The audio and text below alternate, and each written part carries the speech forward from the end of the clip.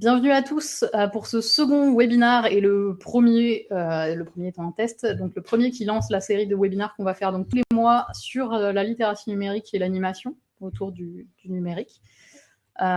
Bonjour Avril. Et voilà, donc c'est le premier. Aujourd'hui, on va vous présenter. Hop, je vais vous partager l'écran tout de suite. Hop, avec le petit support visuel qui va vous permettre, voilà, d'y voir plus clair. Ce webinaire, il vous est présenté par Bibliothèques sans frontières et Tralalaire, et donc c'est le premier d'une série. On va en faire donc tous les mois, sauf en juillet et août, et on va aborder à chaque fois une thématique différente. Aujourd'hui, on aborde la plateforme Code Décode et l'outil GameCode.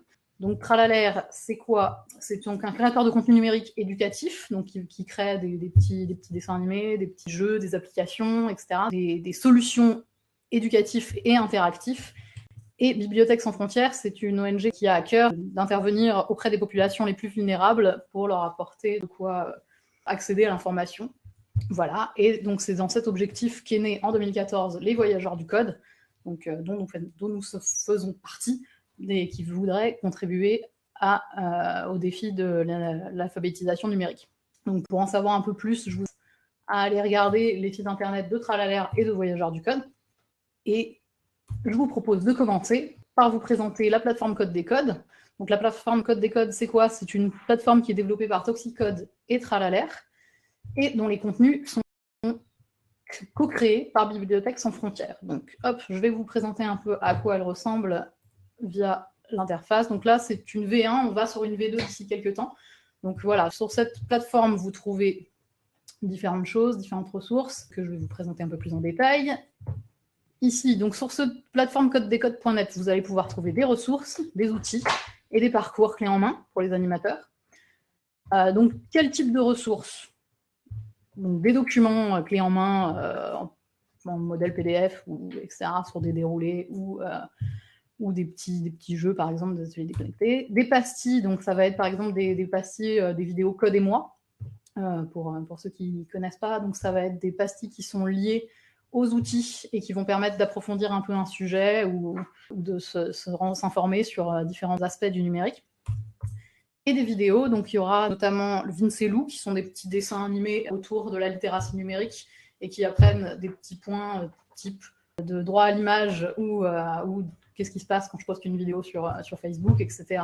Et des vidéos, par exemple, Culture Code, qui là, pour le coup, vont vous présenter de la culture numérique.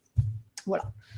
Les outils, donc Glimcode, DataDécode et GameCode. Donc ces trois outils-là, vous allez pouvoir les trouver sur le site Code Décode. Donc Glimcode, c'est pour apprendre à faire des petites applications en pixel art. Donc ça se fait en mode bloc glissé-déposé, un peu comme sur Scratch, pour ceux qui connaissent.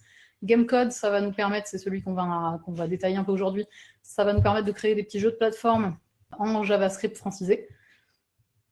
Voilà. Et DataDécode, ça va être une application qui va vous permettre d'aborder les données et les métadonnées. Donc, les métadonnées, c'est ce qui va permettre de repérer les données, c'est-à-dire que c'est des petits tags associés aux données, et quand on tape le tag, on va retrouver la donnée en question. Voilà. Donc c'est du texte dynamique, pour le coup. Voilà. Et enfin, le troisième ressource qu'on va trouver sur le site, ça va être des parcours clés en main pour s'initier pas à pas aux outils en créant des petits jeux. Donc, par exemple, si vous allez cliquer sur jouer dans GameCode, vous allez pouvoir accéder à des missions qui vont vous permettre de vous initier à ces outils pas à pas. Donc là, par exemple, des missions d'introduction découverte de l'interface, créer ton jeu de plateforme, etc. C'est des outils 110% guidés, donc vraiment que vous pouvez faire chez vous sans trop de problème. Je commence par présenter donc GameCode. Donc GameCode, ça peut vous permettre de découvrir l'envers du décor d'un jeu vidéo. Donc pourquoi on a créé GameCode? Parce qu'on pense que apprendre en s'amusant, c'est déjà un gros avantage. Ça va permettre aux enfants de s'approprier un art, on peut dire, qu'ils utilisent quand même assez fréquemment. Donc vous avez tous vu des enfants jouer à Mario. Là, ça leur permet de voir un peu l'envers du décor, de ce qui se cache derrière un jeu tel que Mario, par exemple, qui est typiquement un jeu de plateforme assez connu. Et ça va leur permettre de changer son regard sur un air et un divertissement de plus en plus répandu. Donc, c'est-à-dire qu'en apprenant ce qui se cache et en apprenant à programmer un petit peu ces jeux-là, ça va nous permettre de se rendre compte de tout ce qui est mis en jeu pour que leur jeu fonctionne et de changer aussi son expérience de joueur. Maintenant que je sais que quand je saute, il se passe telle chose dans la programmation, et ça me permet de mieux en parler et de devenir bien acteur du jeu vidéo et plus seulement un consommateur de jeux vidéo. Voilà.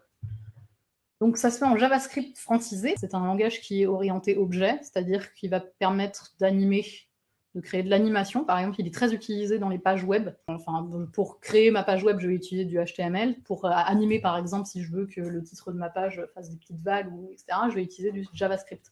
Donc c'est un gros avantage, c'est que ce langage étant très utilisé, le fait que les enfants commencent à se l'approprier, ça va vraiment leur permettre de l'utiliser dans des circonstances un petit peu plus professionnelles par la suite. Donc si vous voulez que je vous montre un peu à quoi ça ressemble, voilà. C'est un langage qui est très proche du langage humain. Vous voyez, on reconnaît des mots, toujours, fonction, distance entre, etc. Ça, c'est des mots que vous connaissez, que vous arrivez à comprendre. Donc voilà, ça va être juste la grammaire qui va être un petit peu plus complexe à assimiler, et encore que c'est fait pour les plus jeunes, donc normalement pas trop. Donc on y retrouve toutes les notions abordées en programmation, enfin toutes les notions de base en programmation, les conditions, les boucles, les variables et les fonctions. Si ça ne vous parle pas trop, je vais retourner sur mon petit jeu et je vais vous montrer un petit peu dans le détail tout ça. Donc par exemple, ce petit jeu va me permettre, quand j'approche de mon petit bonhomme, il saute. Quand je lui tire dessus, voilà, il dit aïe. Voilà, c'est tout bête, c'est tout simple.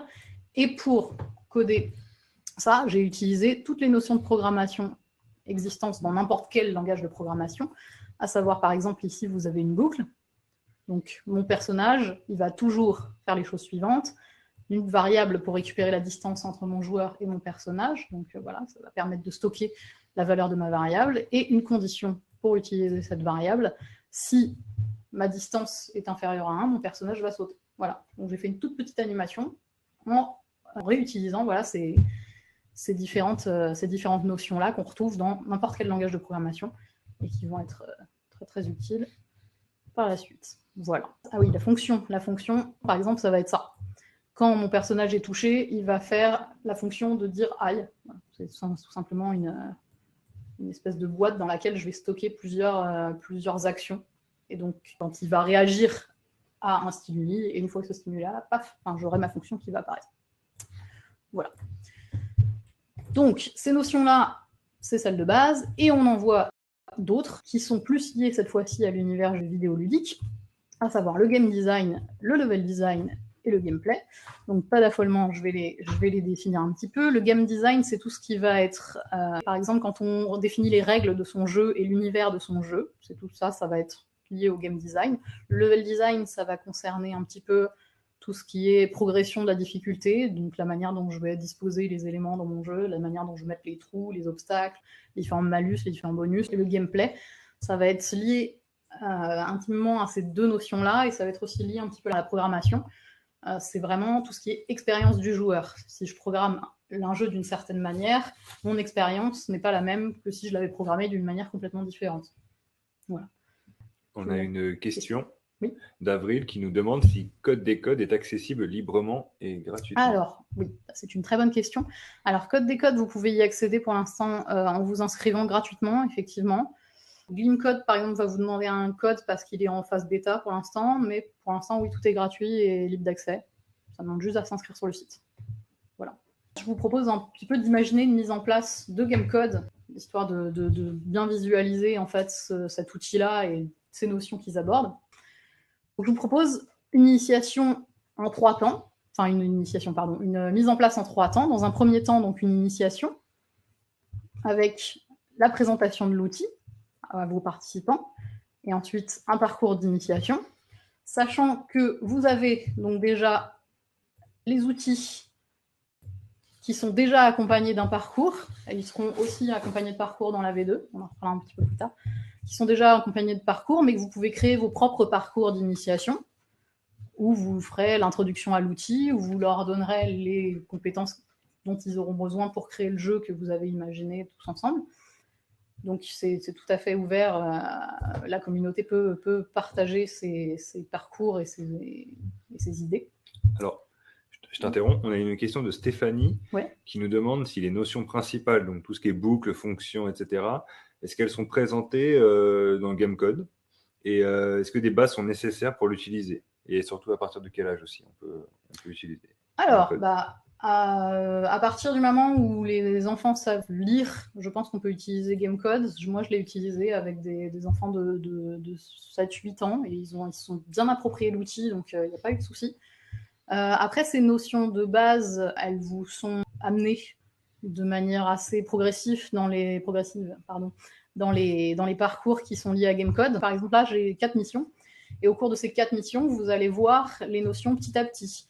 Donc là, il y a créer ton jeu de plateforme, ton jeu d'action et créer un renard. Donc petit à petit, on va d'abord aller voir comment on utilise une boucle dans ma fonction, donc en créant un jeu de plateforme. Donc il y a vraiment un usage très pratique de ces notions-là. On ne les voit pas juste pour les voir, on va les utiliser pour créer quelque chose. Donc ça, c'est important. Et après la mission 3, on va voir d'autres choses, on va voir les variables et par exemple les conditions, etc. On va les voir petit à petit et on va les renforcer au fil du parcours qui a vraiment une difficulté croissante. Donc voilà, non, franchement, on peut aborder ces notions-là à travers l'outil. Et il y a une petite... attendez, hop, je vais peut-être pouvoir...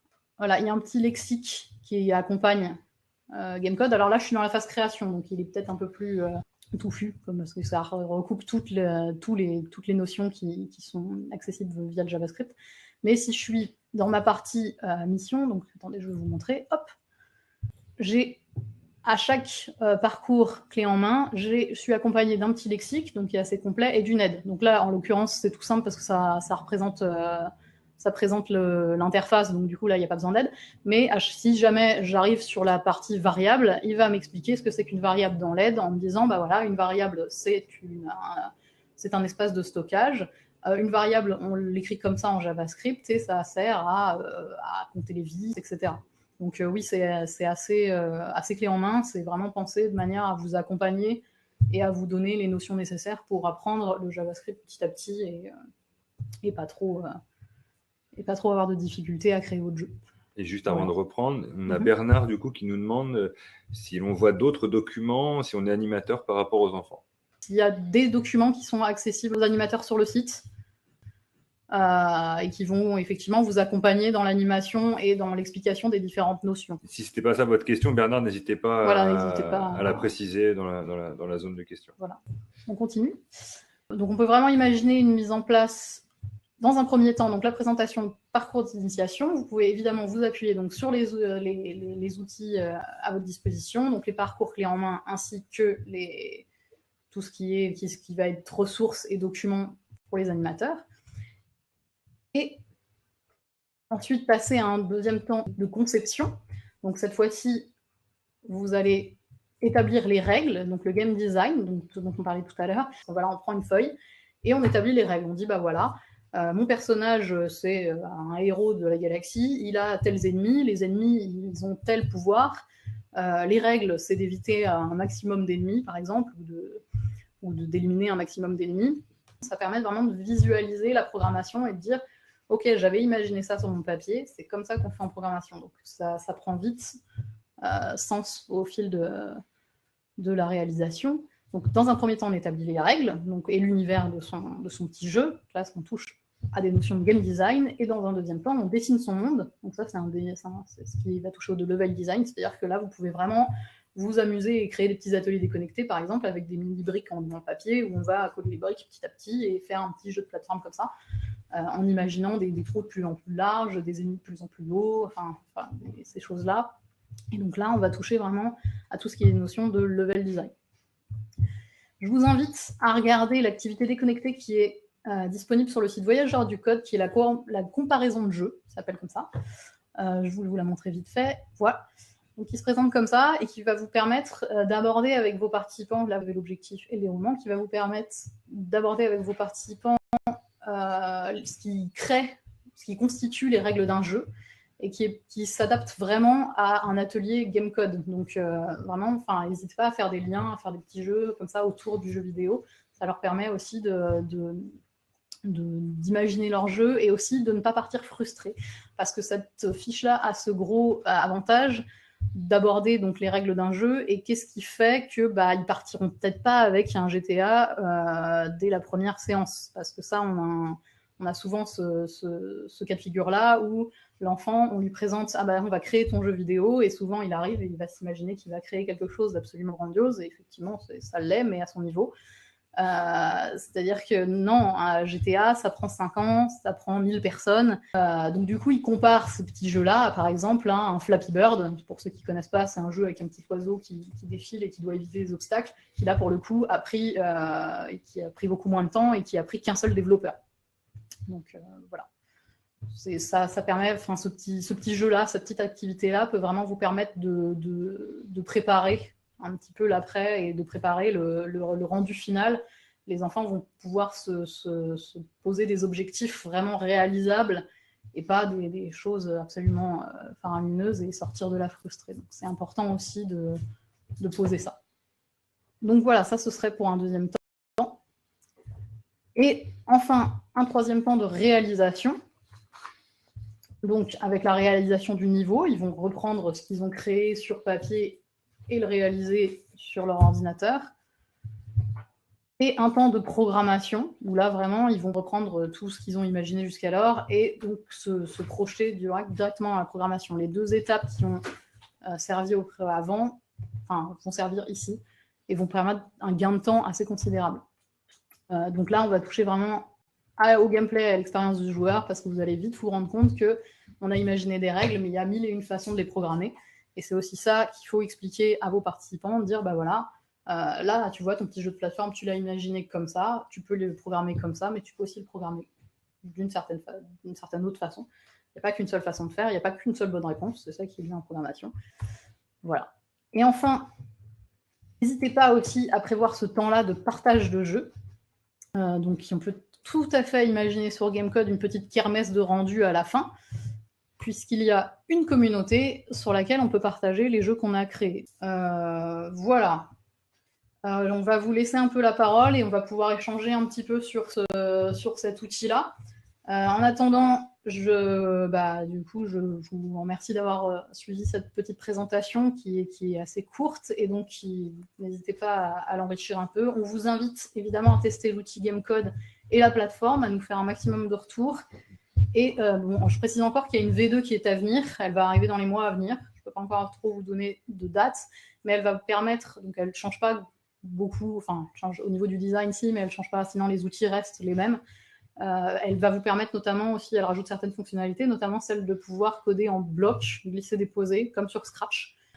Voilà, on vous donnera très vite de plus amples informations là-dessus. Et donc, pour le prochain webinar, ce sera donc le 13 avril. L'inscription sera bientôt ouverte sur la plateforme. Et donc, moi et Aurélien, on vous remercie d'avoir suivi donc, ce webinar. Merci à vous. N'hésitez pas à poser plein de questions et à enrichir un peu la réflexion autour de cet outil-là. On a une nouvelle question. Oui. Donc, Avril elle nous dit « L'outil semble clé en main et guidé pour favoriser l'autonomie, mais à quel point l'animateur doit-il accompagner les jeunes ?» Encore une fois, après, ça va vraiment dépendre de ton public aussi. Tu as des publics qui sont plus ou moins à l'aise avec les nouveaux outils et avec la programmation en règle générale. Après, nous, on le pense vraiment de manière effectivement à vous accompagner au maximum dans l'animation et dans la médiation. Après, oui, ça va vraiment dépendre de tes participants. Après, moi, de mon expérience, je peux parler surtout par expérience, la plupart des jeunes et des enfants que j'ai lancés sur Gamecode, ils n'avaient aucun problème. Au bout de 10 minutes, ils m'ont plus rien demandé et ils m'ont complètement oublié. Donc, pour moi, c'est réussi, du coup, parce que, j'étais pas vexée. Au contraire, j'étais plutôt contente de voir qu'ils avaient s'étaient complètement approprié la programmation, qu'ils s'étaient complètement approprié aussi les parcours, parce que des fois, ils ont repris des bouts de code et ils en ont fait complètement autre chose. Et donc, du coup, le fait que ce soit en français, déjà, ça aide beaucoup. Et l'accompagnement est quand même assez conséquent pour permettre vraiment une autonomie des participants. Et du coup, je rebondis. Donc, Stéphanie demande quelle durée environ faut-il conseiller pour ce type d'atelier? Alors, quelle durée? Alors, on imagine, si je repars de la petit exemple que j'ai donné en 3 temps, on va dire que le premier temps initiation, vous pouvez prendre une durée de, un atelier d'1h30, 2 heures, je pense, d'initiation pure. Donc, c'est-à-dire qu'ils vont s'approprier l'outil, faire un premier parcours, on imagine, donc 1h30. Ensuite, un deuxième temps de conception, j'imagine ça en 1 heure, je pense, c'est faisable en 1 heure. Donc là, on arrive à 2h30 à peu près.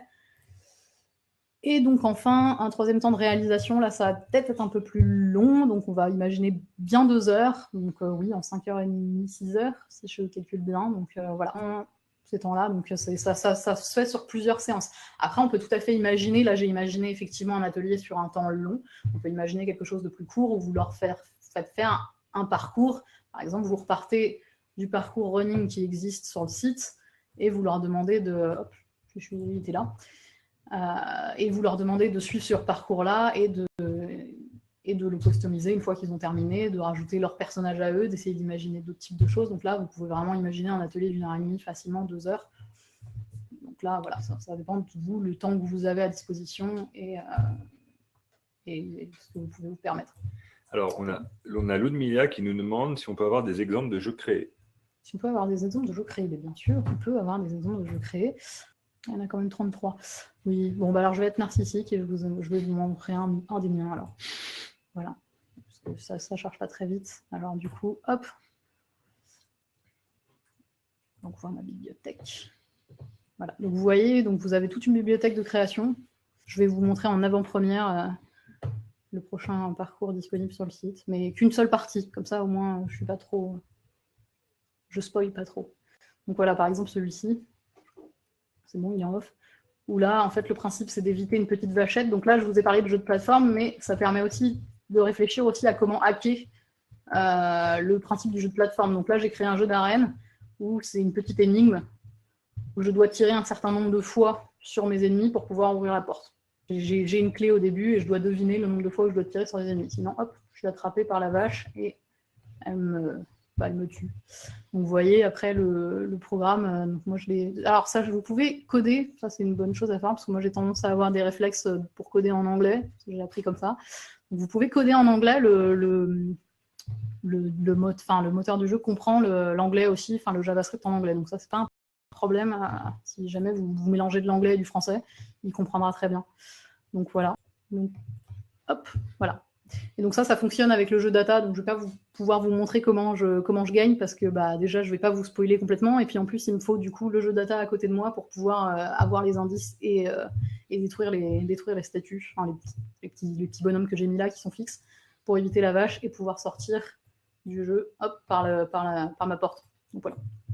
Et donc, on n'a pas de nouvelles questions. Voilà. Si vous avez encore une question, n'hésitez pas maintenant. Et si d'ici 1 minute, 1 minute 30, 2 minutes, on n'a pas de nouvelles questions, on s'arrêtera.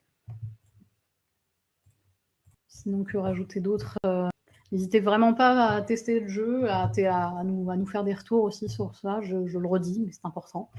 On pourra vous transmettre le support visuel ainsi que les ressources dont on a parlé. Enfin, la ressource, en tout cas, de comparaison de jeu, elle est sur le site VDC, donc l'onglet ressources. Donc là, pour le coup, elle est déjà disponible en ligne, donc n'hésitez pas à aller la chercher.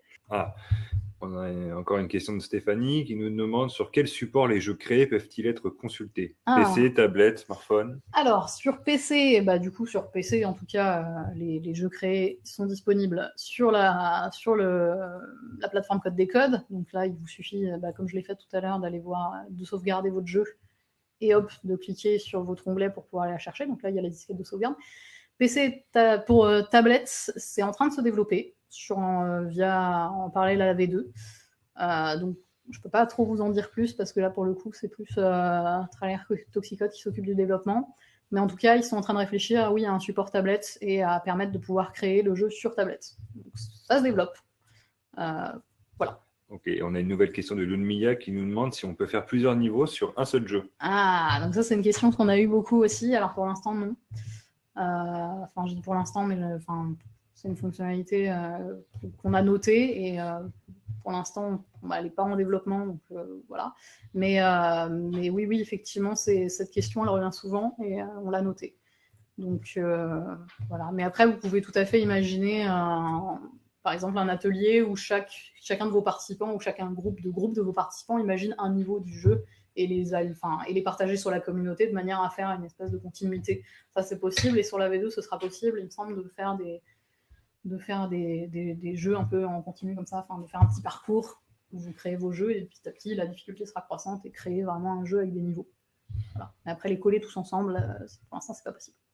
Alors, on a Avril qui, là, elle fait plutôt une question de comparaison. Elle veut savoir en quelques mots, donc par rapport à des outils comme Scratch ou Code.org, quel est le vrai atout de GameCode?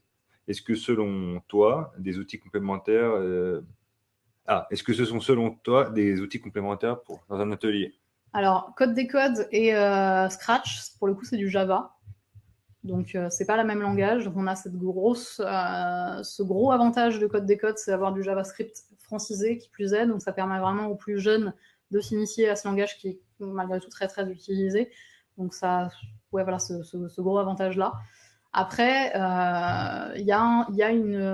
c'est vrai que sur Scratch, on peut aussi aborder le game design, des notions propres à l'univers du jeu vidéo, mais peut-être un petit peu moins directement, on va dire. Là, on est vraiment dans le développement d'un jeu vidéo, et on peut vraiment se dire, ils créent leurs briques. Alors, on a cette espèce de facilité aussi d'avoir déjà, par exemple, on peut télécharger les paysages, rajouter des paysages, rajouter des plateformes, donc ça fait un peu...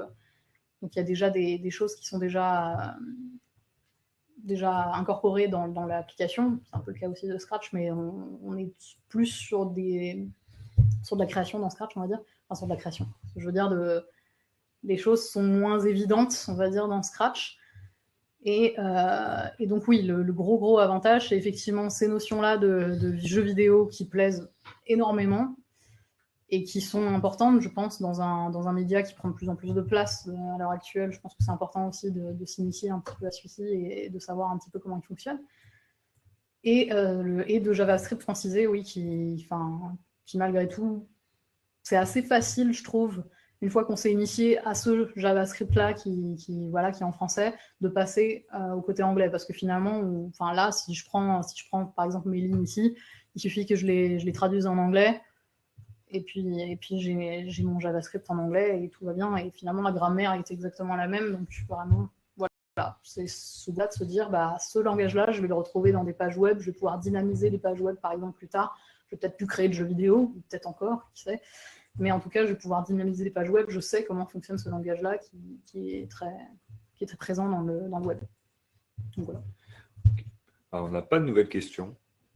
On a déjà eu pas mal de questions qui ont abordé plusieurs sujets. Je pense qu'on a fait un tour relativement complet. Oui, voilà. Et puis n'hésitez pas aussi, si vous avez d'autres questions qui vous viennent par la suite, comme le webinaire sera disponible sur le site, n'hésitez pas à aller poster des commentaires en dessous du webinaire. Et nous, on répondra à vos questions via cet outil-là aussi. Voilà. Toujours pas de questions. Du coup, moi, je vous remercie. Je vous souhaite une très bonne soirée, et je vous remercie d'avoir participé à ce webinaire, en espérant vous y voir au prochain. Qui est donc le 13 avril, je le rappelle encore, et donc on parlera soit de data, soit de la mise en place d'ateliers, donc sur l'animation et comment créer un déroulé. Donc voilà, ce sera soit un des deux. On vous en tiendra très vite au courant. Les inscriptions seront ouvertes très rapidement aussi. Et puis voilà. Merci à vous. Bonne soirée.